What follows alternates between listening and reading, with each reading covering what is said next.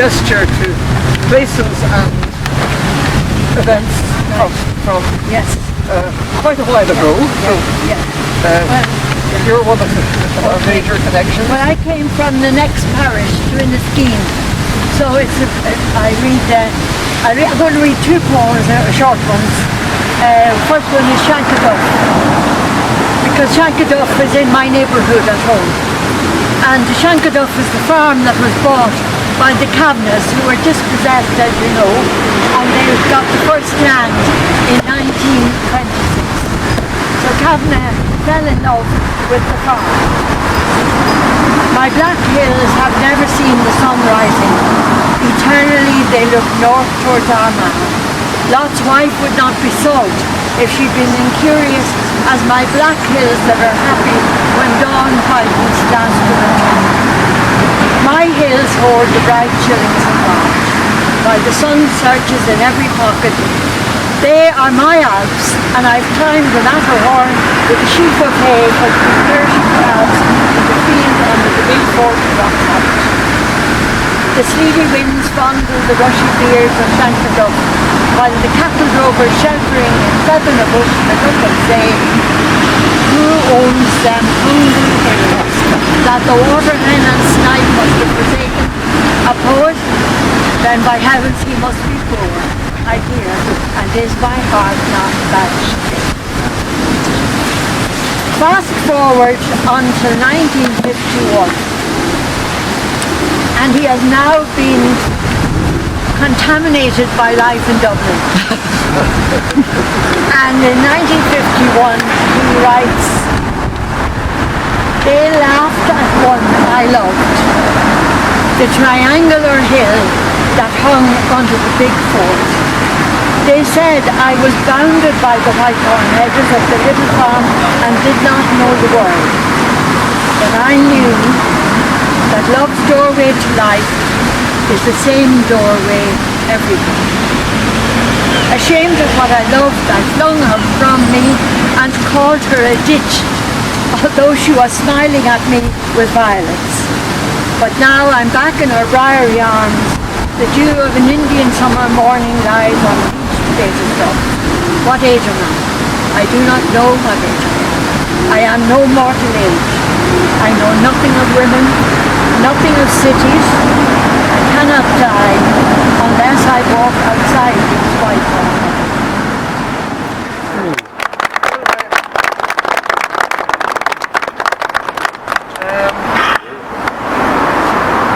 I thought I would read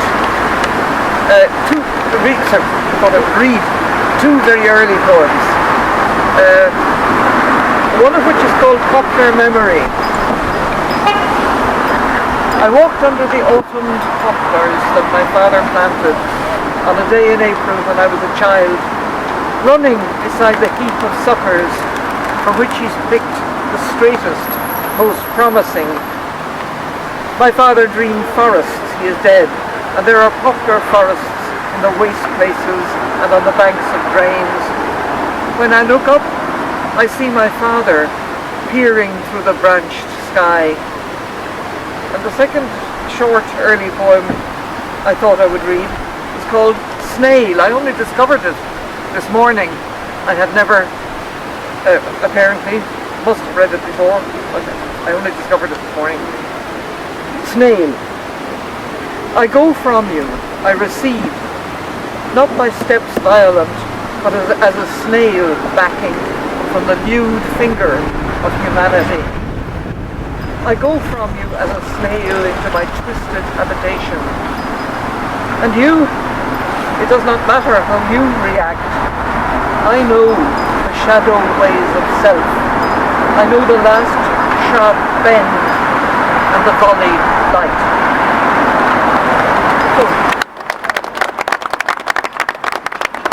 Who would like to read? Yes? We all know that Patrick Kavanagh was great for finding God in various places. God in nature, God in woman, and God in the sky. But in this case, God behind the headlines, which I think is very appropriate. Then I saw the wild geese flying in fair formation to to their bases in Inchicore. And I knew these wings would outwear the wings of war, and a man's simple thought outlive the day's loud lying. Don't fear, I said to my soul. The bedlam of time is an empty bucket rattled. 'Tis you who will say in the end who best battles. Only they who fly home to God have flown at all.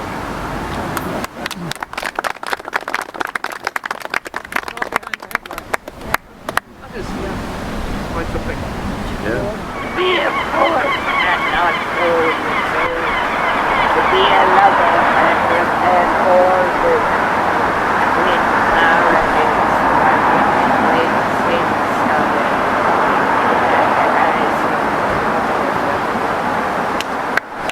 Oh, lovely.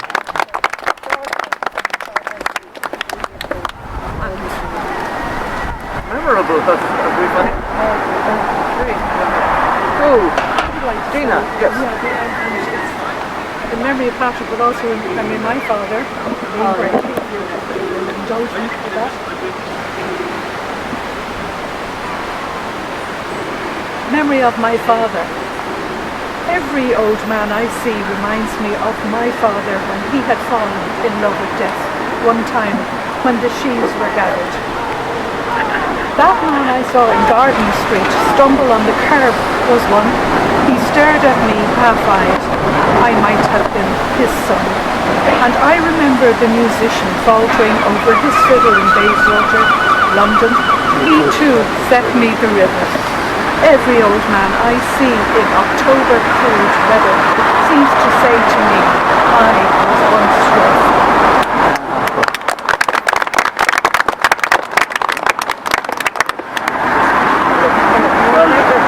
Okay, yeah, just to follow on from, he mentioned God in woman, and this thing, I was going to read another one earlier, but I just come across the title of God in woman, page 147, and so I read it also it's shorter than the other one, so I will be taking your time to put in the code.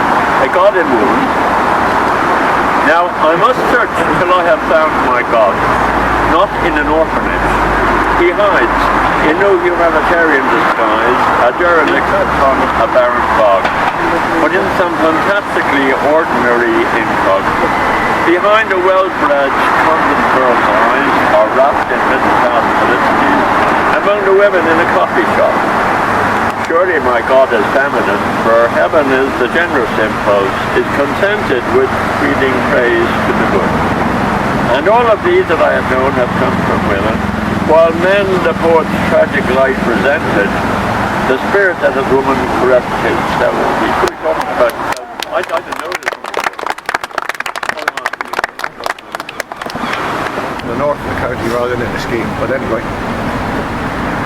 Inniskeen Road, July. The bicycles go by in 2 and 3s. There's a dance in Billy Brennan's barn tonight, and there's the half-talk code of mysteries and the wink and the elbow language of delight. 8:30, and there's not a spot upon a mile of road. No shadow cast that might turn out a man or woman, not a footfall tapping secrecies of stone. I have what every poet hates, in spite of all the solemn talk of contemplation. Oh, Alexander Selkirk knew the plight of being king and government and nation. A road, a mile of kingdom. I am king of banks and stone and every blooming thing. 4 lines that I always forget, which I think it's one of the things about Kavanagh, which he brings in a different note at a certain point, and it's almost like an orchestra. Suddenly brings in Alexander Selkirk, for example. It's a great moment. The hospital, yes, there's Peter. Enda must. Hello, Peter. Where's Enda? She's just beside me. Oh, sorry. Yes. Hello. How are you? I messed up the times, so everybody was here at 3. Oh yeah, no worries. I think Michael's on the way as with Adam Wyatt. Yeah. Well, It'll be early for next year. Yeah. So have you got enough breath to read the hospital? Yeah, I do, yeah. Have you got the book or do you want? I have it in my bag, the poem. Oh, fair Yeah. enough. Okay, so I'm going to read The Hospital by Patrick Kavanagh. A year ago, I fell in love with the functional ward of a chest hospital. Square cubicles in a row, plain concrete, wash basins, and art lovers' woe. Not counting how the fella in the next bed snored, but nothing, whatever is by love debarred, the common and banal her heat can know. The corridor led to a stairway, and below was the inexhaustible adventure of a gravelled yard. This is what love does to things. The Rialto Bridge, the main gate that was bent by a heavy lorry, the seat at the back of a shed that was a sun truck. Naming these things is the love act and its pledge. For we must record love's mystery without claptrap, snatch out of time the passionate transitory.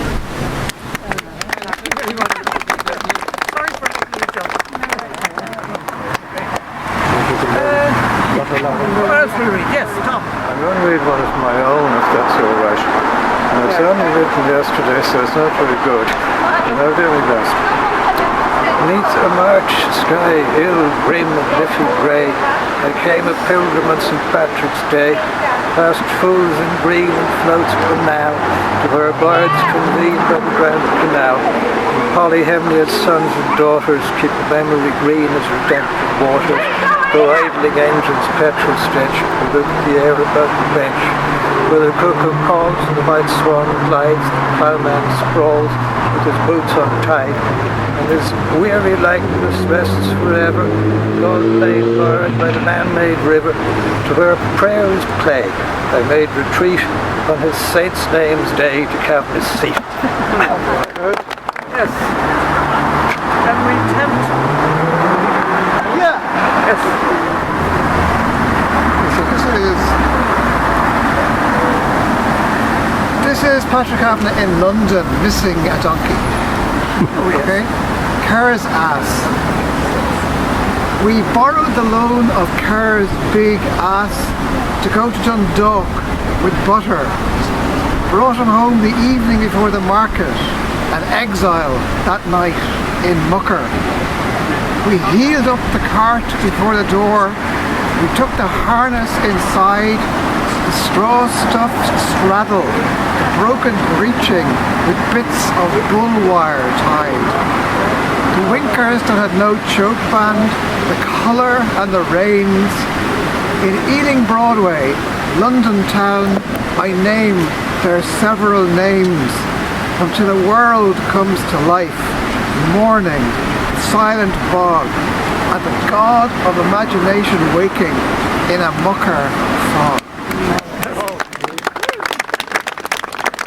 Can't fail, can it? We're not talented, but I'm supposed to do Canal Bank. Oh, lovely. Here we are. I haven't had any canal. Oh, yeah, that'd be lovely. Yeah. And the swan has gone back into the water. The swan was walking around here, testing everybody. We're right. yeah, I was afraid I was going to get into the Canal Bank book by Patrick Kavanagh. Leafy with love's banks and the tree and the green waters of the canal, pouring redemption from me, that I do the will of God, wallow in the habitual, banal, grow with nature again as before I grew. The bright stick trapped, the breeze adding a third party to the couple kissing on an old seat, and a bird gathering material for the nest of the word, eloquently new and abandoned to its delirious beat. O one world, enrapture me, encapture me in a web of fabulous grass and eternal voices by a beach. Feed the gap in need of my senses, give me ad-lib to pray unself-consciously with overflowing speech. For this soul needs to be honoured with a new dress woven from green and blue things and arguments that cannot be proved.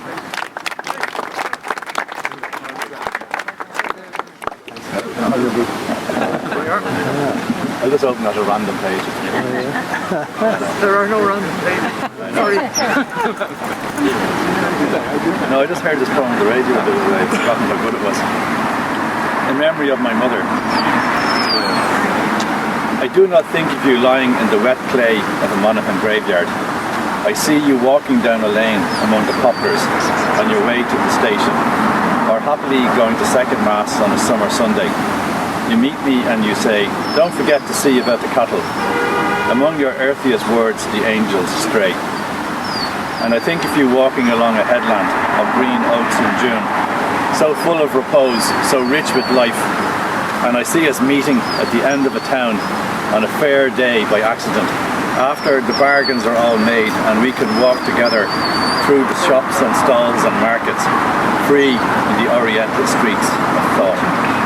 Oh, you are not lying in the wet clay, for it is a harvest evening now, and we are piling up bricks against the moonlight, and you smile up at us eternally. I had to just, as a coda, I was down in Inniskeen once, and I was talking to some local man about this poem, and he said, you know, that means that his mother is in hell, because that's how she looks up at him eternally. That's Monaghan humour. Okay. Dare any poet now put angels in a line like that? It's one of the privileges that he had. Adam, would you like to volunteer? So, epic. I have lived in important places, times when great events were decided. Who owned that half a rood of rock, a no man's land, surrounded by our pitchfork-armed claims? I heard the Duffy shouting, "Damn your soul," and old McCabe stripped to the waist. See, step the plot, defying blue cast steel. Here is the march along these iron stones. That was the year of the Munich bother, which was most important. I inclined to lose my faith in Ballyrush and Gorton till Homer's ghost came whispering to my mind. He said, "I made the Iliad from such a local row. Gods make their own importance." Very good.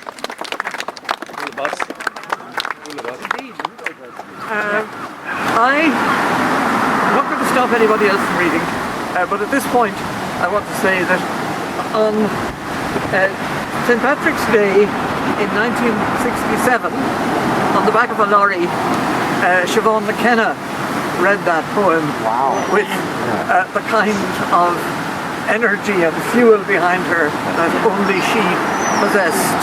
So it is a place to tie up, but I'm quite happy to be interrupted by somebody saying they want to read the book. Tom, have you read anything now? No,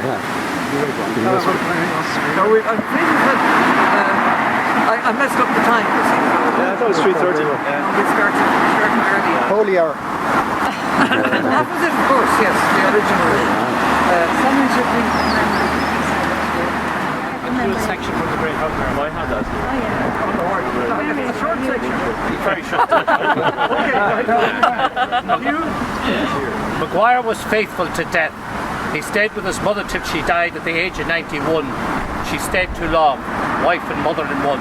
And when she died, the knuckle bones were cutting the skin of her son's backside, and he was 65.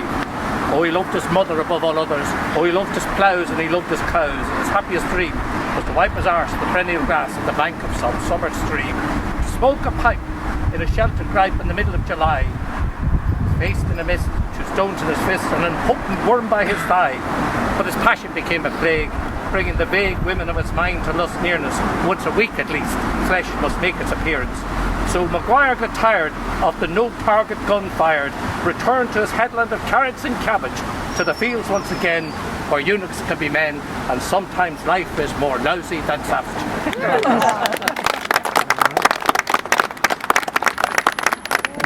On Raglan Road of an autumn day, I saw her horse and her dark hair could weave a snare that I beside one day room. I saw the danger, yet I passed along the enchanted way. And I said, let grief be a fallen leaf at the dawning of the day. In Grafton Street in November, we skipped lightly along the ledge of a deep ravine where can be seen the worth of passion's pledge. The Queen of Hearts still making tarts, and I not making hay. Oh, I love too much that by such is happiness thrown away. On a quiet street where old Rose meets, I can see her walking now, away from me so hurriedly. My reason must allow that I had loved not as I should, a creature made of clay. When the angel woos the clay loose his wings at the dawn of day.